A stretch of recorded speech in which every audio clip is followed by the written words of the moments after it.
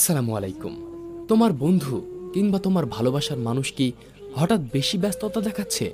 তার কি আগের চেয়ে এখন বেশি ঘুম পায়? তার কি এখন ঘন ঘন মাথা যন্ত্রণা করে? কিংবা হঠাৎ কি তার মোবাইল ফোনে এটা ওটা সমস্যা দেখা দেয়, যার কারণে সে তোমার সাথে ঠিকমতো কথা বলতে পারে না? এগুলোর একটাও যদি তোমার সাথে মিলে যায়, তো কি ভাবছো এই ভিডিওটা জাস্ট তোমার জন্যই। এগুলো সব রিলেশনশিপ ডিজিজ সিমটমস।